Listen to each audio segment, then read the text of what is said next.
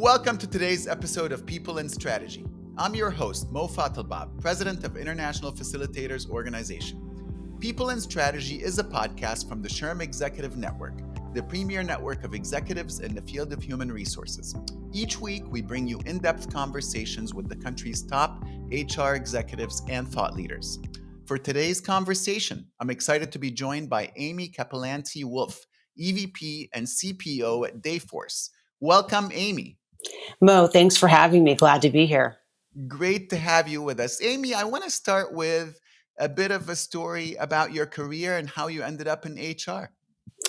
Well, I wish I could say it was like planned from the beginning, but it really wasn't. I had graduated with a degree in journalism. I'm thinking I'd be working on the Washington Hill, reporting on politics. And at that point in time, the market was really in peril. So I decided to stay an extra summer and go get my master's in industrial and labor relations. And so I finished that in 18 months and realized how much I really loved the notion of working in human resources, especially the areas of organizational design, compensation, organizational psychology. So it all kind of hit home for me. And then, ironically, on campus, we had a very strong labor relations program where I went. And so PepsiCo and Frito-Lay and US Gypsum and all these other companies came on to recruit us. And so I was recruited by Frito-Lay in their associates program.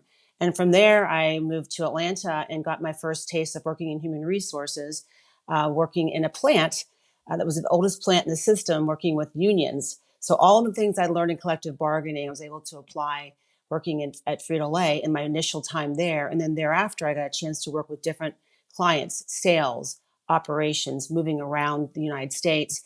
And the most important thing I learned, which I think has been the grounding of my career, is first, you got to understand the business. It's like absolutely the most important thing. Speak the language, understand where the business is going so you can be most relevant.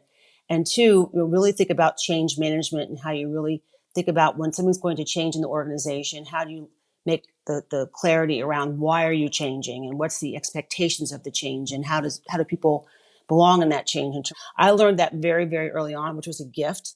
And sometimes when you're learning, you don't know at the time how critical it will be in your career. But I think those key aspects really have guided my success and my learning throughout my career, thanks to that kind of academy kind of learning. That sounds like a wonderful career. Let's turn to the three HR trends that define 2024. Integration of AI in HR, remote work, and personalization. And I want to start with the first one, integration of AI in HR. So first, what is the current state of AI in your view? Well, I'd say, first of all, HR was not the first probably function to adopt AI. It typically is invested in your customer support or your IT organizations or potentially in product. But I think now HR is starting to, one, be open to it, and two, have the budget and the investment required to do it well. And I think in HR, our biggest opportunity would be, one, to embrace it because it's coming, and to try and turn the other way as it's going to catch up with you very soon. Secondly, get really clear around the philosophy of how you use AI as an HR organization. There's lots of goodness around AI. There's also lots of peril if not used properly.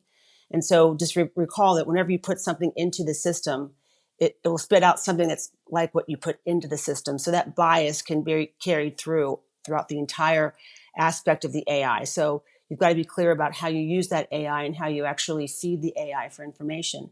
And the last thing I would say is that everyone's being asked to optimize. Even though we have a very positive outlook for, I think, 2025, I think there's going to be lots of transformations occurring in the businesses. That notion of optimization is super critical. And so for me personally, I'm using it to really build out my shared services organization that was non-existent when I joined this past year. And AI is a great way to help with self-service. It's a great way to help employees get what they need when they need it, and allow my employees to work on more strategic efforts around either operational excellence or helping the business grow and thrive. So it's something that's here to stay. It's being used in TA. It's being used in talent development. It's being used in how we run operational business. So get steeped in it, understand it. Don't be afraid of it. Lean into it. So how have you seen AI usage evolve over the year, over 2024?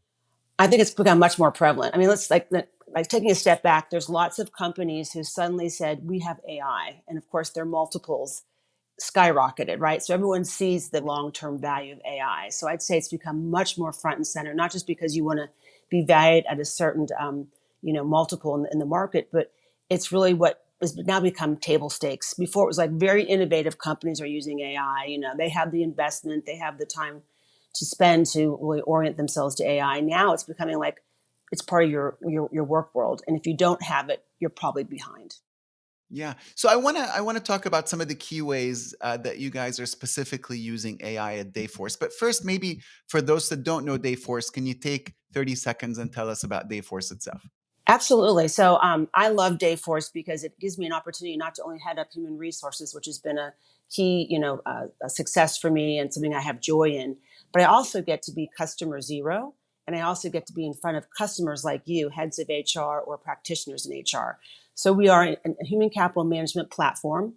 We do everything from payroll and compliance complexity there, workforce planning, talent acquisition, talent management and development, and lots of other aspects around how you build an end-to-end human capital management platform. And so the fun part is I get to actually use it. I work directly with the product team, which for those who've worked with product before, you've typically been an HR business partner to product, not actually in the product, which has been really fascinating. So I've been able to kind of put through a process of how I get involved earlier on in setting the requirements for products that they're considering for the market, and also give them feedback on the actual usage of products. And the last thing I'd say is it's wonderful to meet with HR practitioners because one, I'm not just talking about our platform, but also sharing best practices. So I get the best of both worlds. I get to interact with folks like you all on this discussion, as well as opportunity to run HR for a growing and thriving business. Yeah. Thank you.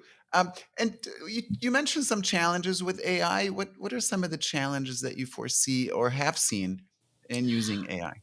Well, I think the one challenge in particular is the fear of AI, and it's the fear of employees saying, "Gee, if you introduce AI, what does that mean for me? Will my job be still available to me? How do I get upskilled to do other jobs?" So it's that change management aspect I spoke about earlier, and bringing employees earlier on into your strategy so they're part of it and they can understand it and then be a part of the solution around how do we help them to do the work we expect them to do. There will be things that get automated, things that maybe you don't need that particular talent, but the opportunity is to apply that talent elsewhere. That'd be the first thing I think is really significant. And I think we jump into it very rapidly without understanding the potential fear impact it may cause and the obstacles it may create if you don't get clear about why you're using it and how you're going to bring employees into it. The second thing I'd say, as I mentioned a little previously, is that like AI is something that is repeatable and will continue to take practices and processes and make them more effective as you use them. So if you put in, it's like, bad in, bad out, right? So if you put in bad practices or process, you put something that may have bias into it, it's only going to replicate and proliferate even faster. So it means you have to be really critically careful about how you orient AI, how you introduce it into your environment, so to speak, so that it's using process and systems that you want to improve, and you want to make certain have a life beyond today, but are also ones that are scalable for your company. That if proliferated will be what you want it to be versus maybe proliferating bad things in your organization, such as the bias I described. So I think that's really critical. And then the third thing is really how do you interact with AI and other functions? For instance, like customer support has AI to address customer inquiries, right? IT has it for how they think about their infrastructure and applications, and also how they deal with their internal customers.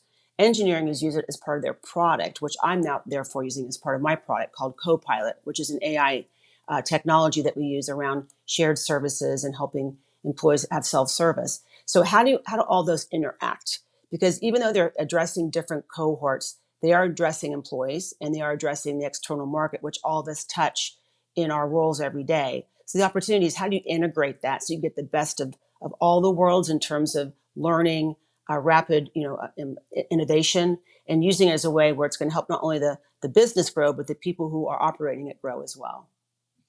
And so, what about privacy? I know that there are certainly some times when privacy has come up because AI can start to really ask you some personal stuff. And, what do we have to know about that? And how do we protect ourselves?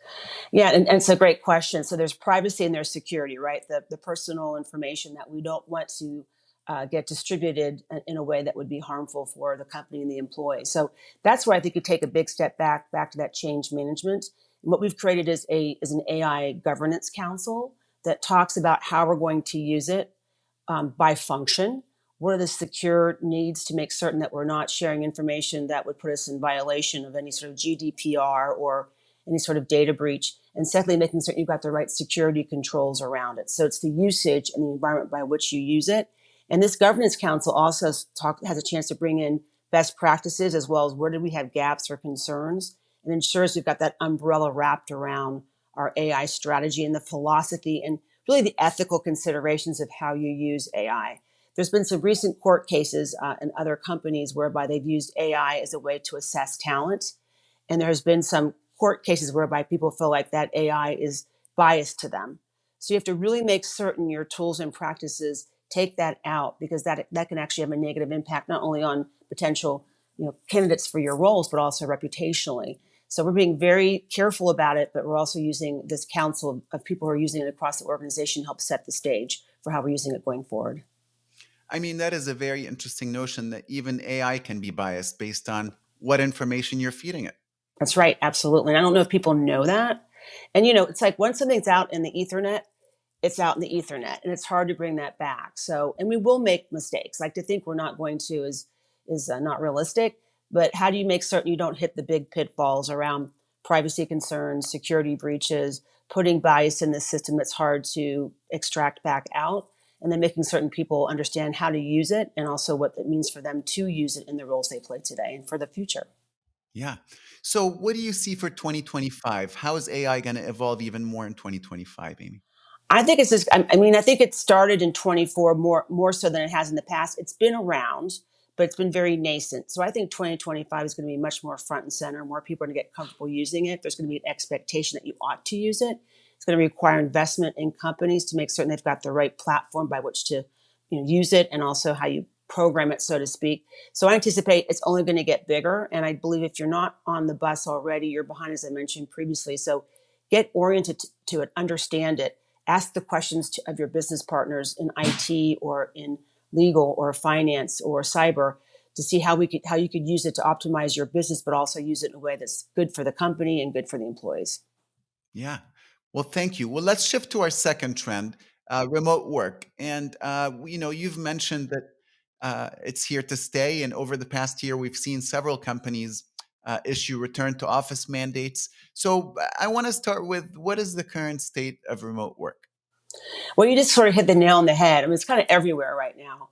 So it's interesting because I know recently AT&T just had a return to office mandate in addition to other firms that are out there. And so I believe, this is my thesis, and what I've observed thus far, is the flexibility people have become accustomed to is hard to take back. And I would love the pandemic had never occurred for lots of reasons, but it has changed how we work. And so to think that you're going to be able to shift that very drastically by enforcing people to return back to work is going to be challenging for a couple of reasons. One is people like the flexibility.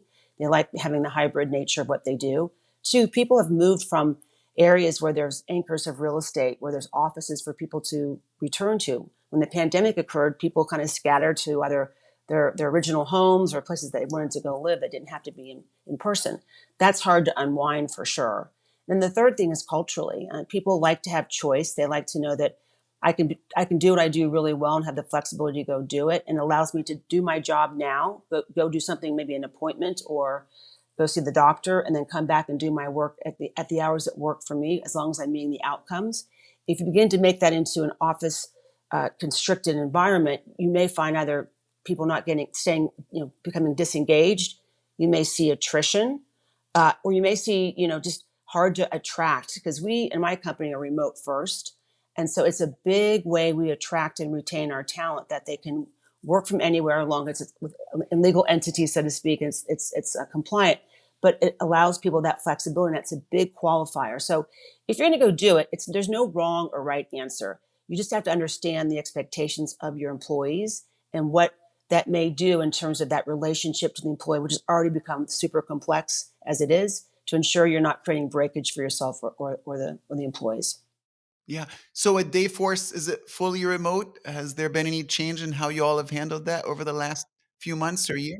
Not really. So we do have anchor offices where we have offices in Toronto, Minneapolis, in India, in Singapore, et cetera, et cetera. So we don't mandate people come in, but we encourage them to come in a couple of days a week if they're close to an office for collaboration days. There's also the notion of bringing people into the office to learn. So we have learning to help increase people coming to the office. Free food's always a great way to get people into the office. Reason to kind of connect and be social. So we don't force it, but we encourage it. And the other thing we're doing, which is an interesting thing, is like every time you do like short range planning for the following year, it's a great time to put money aside for opportunities to bring people together. And so this year in particular, we put together a playbook with the finance planning team on the things we ought to be thinking about as we plan for the next fiscal year. And one of them was making certain you have the right investment to bring people together in areas where you've got a critical mass of people, meaning as opposed to everybody come into a location, the executive team goes into an area. We get an office, like a WeWorks office for a couple of days, and use that as a way to connect with people, have them connect with themselves, and maybe cut down the cost of what it would be to bring everybody into potentially like a headquarters location. And we're finding that people really appreciate that. They want to see the leaders closer to home where they're at. And two, they felt that connection they haven't felt before when you're distributed the way we are. But we have not mandated, we've encouraged, but we also understand that this flexibility is something that really is a key differentiator for us in terms of attracting and retaining top talent. I love that. So, looking to the future, Amy, how do you foresee remote work continuing to evolve in 2025? Well, back to the previous discussion around AI. So I think hybrid's not going away as far as I can see. And so what I think needs to occur is using different technology to create that engagement, whether it's AI in terms of how you learn, since you're not in the office walking around. It could be using automation in terms of how your work gets done. It could be just the connection you have when you're on a platform that allows you to have these kind of discussions we're having today. That's going to be a big part of, I think, continuing to reinforce and make it even more productive. And two, it's equipping managers to how do I work in a remote or hybrid environment? Because it's often the people that are closest to you that you see in the office every day are the ones you give the big assignments to, or you think about promotional opportunities. So how do you have that equity across the board so that you're valuing people regardless of whether or not they're sitting in an office next to you, or whether they're sitting in a state a couple states over. So giving them the tools they need to not only assess talent, but also ensure that people are meeting the outcomes you've put forth, and ensuring that they're also part of the discussion and they're not forgotten because they're not next to you in an office. I think that is really important. Of course, if you evaluate people differently based on whether they're virtual, that could become a big problem, right? Absolutely, yes. Yeah.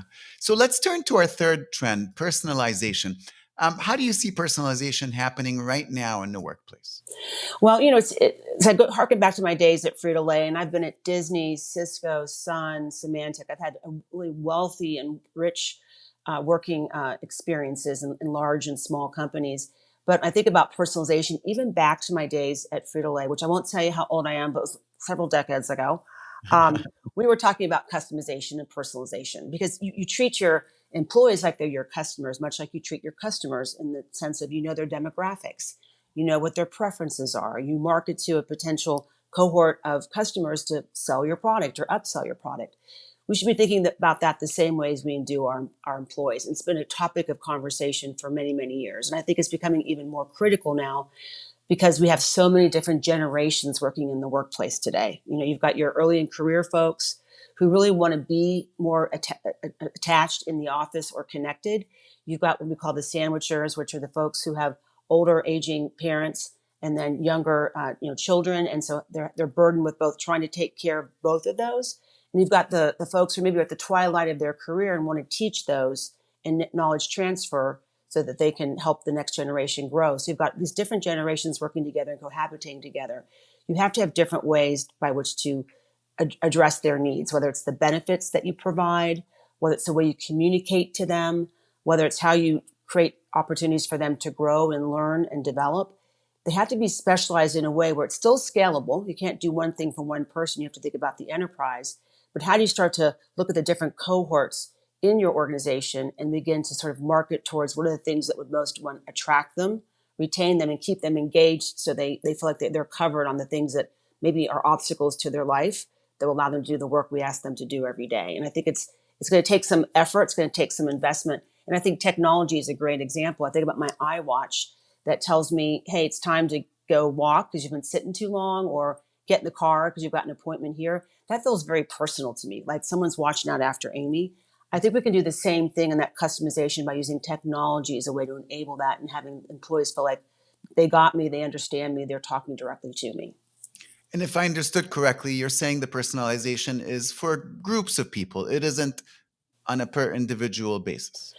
I love it to be. I just don't know how you scale that. And I think there's enough like and similar things happening in terms of the generations across the organization that you could tailor things to a group versus an individual. Now, there may be things, if you have the right kind of technology, which we have at Dayforce, that allows you to look at individual activities and what you use and what you have access to in terms of technology on your network. Then you'll have personalization there, but that's largely through access, points and having access, acceptance to things you have access to. So those would be areas I think you personalize. But in terms of the programs I'm describing and how you look at marketing to an individual, it's through those sort of generational lens, I think, is the best way to scale it and probably the most cost efficient. Yeah. So, how are you using employee feedback surveys to personalize things?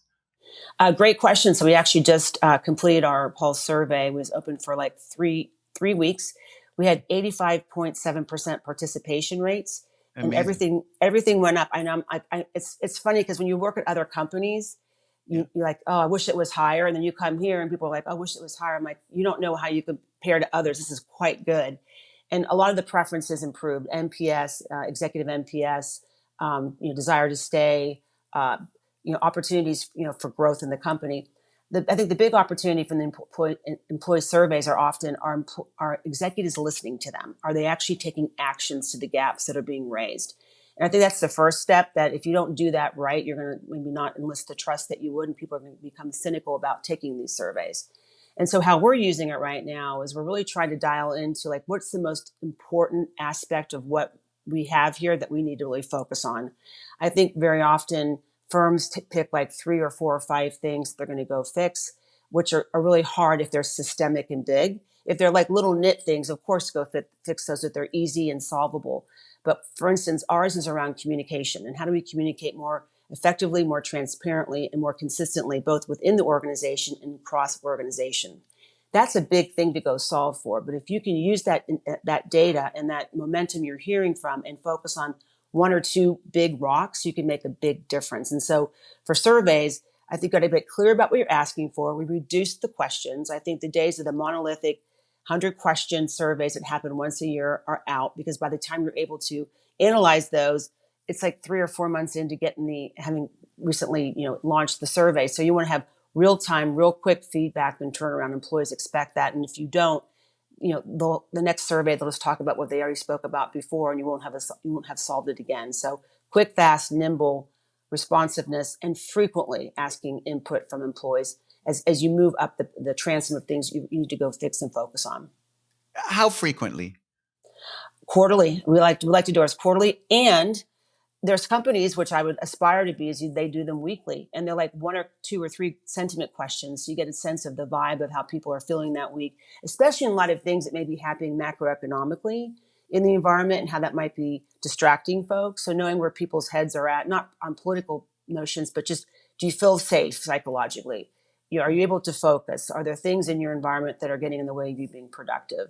Do you have a best friend at work? I mean, things that really initiate around customer retention, employee engagement, productivity, profitability. There are questions out there that can actually yield feedback that allows you to know, like, where are we at on those transoms and how does it actually cause an effect impacting those metrics I just described. So, couple more questions, Amy. The Sure. first is, what are your predictions for the HR landscape for 2025? Well, first of all, AI. So it's here to stay. So get steeped in it. There's tons of symposiums and forums out there, roundtables to get educated on it. I'm certain if you have a CIO or CISO in your organization, there's ways to get up to speed on what they're seeing in the market. So get steeped in it and really understand how you could use it, and equally, if not more importantly, how your employees would feel about it and how you make certain they're prepared for it. Number one. The second thing is I think there's going to be a lot more transformations. We've been in this really kind of, I'd say, dormant period.